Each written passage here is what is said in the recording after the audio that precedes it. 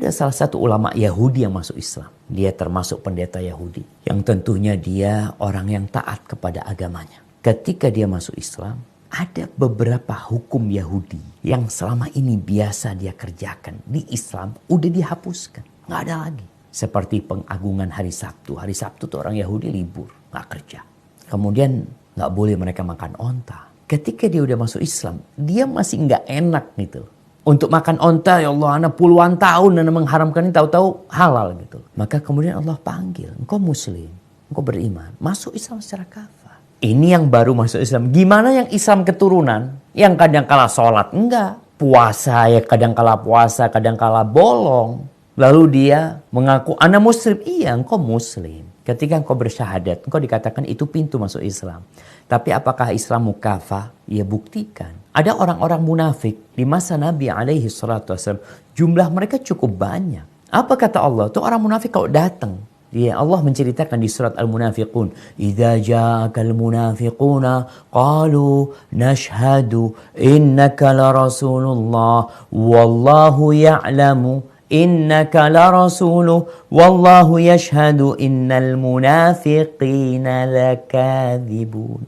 Allah ceritakan apabila datang kepadamu orang-orang munafik, mereka akan mengatakan, kita bersaksi bahwa engkau adalah utusan Allah. Dan Allah tahu engkau itu utusannya. Nggak perlu kesaksian dari orang munafik. Allah tahu engkau utusannya. Dan Allah bersaksi bahwa orang-orang munafik itu dusta dalam kesaksian mereka. Berarti ada orang-orang yang bersyahadat tapi dusta. Nampak bahwa dia muslim, tapi dusta, bohong nih. Lisannya menampakkan dia Islam. Penampilannya berubah jadi penampilan umat Islam. Tapi hatinya Allah yang tahu. Maka Allah katakan, wallahu yashhadu innal munafiqin lakadzibun. Allah bersaksi bahwa orang-orang munafik itu pendusta. Nggak Islam dia sebenarnya. Maka Allah katakan, ya ayyuhalladzina, kau sudah mengaku beriman, masuklah kepada Islam secara kafah. Yang dari lahir juga Islam, monggo diperbaikin keislamannya.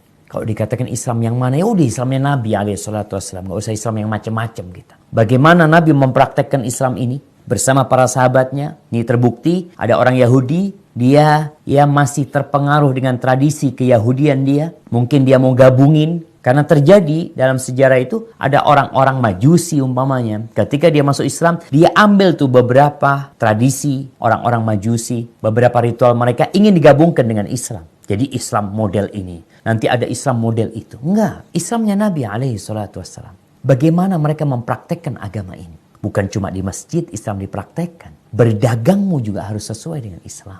Kerjaanmu harus sesuai dengan Islam. Kafah. Gaya bicaramu. Karena ada yang mengatakan, oh nah, Masya Allah fulan ini tauhidnya bagus Ustaz. Tapi akhlaknya kurang benar. Belum kafah berarti dia.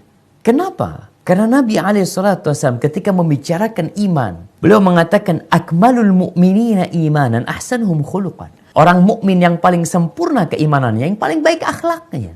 Yang paling baik akhlaknya, itu yang paling sempurna keimanannya. Kalau bicara kafah, secara akidah, secara keilmuan, secara hafalan Quran dia bagus. Dan secara amaliyah dan muamalah bersama makhluk dia bagus.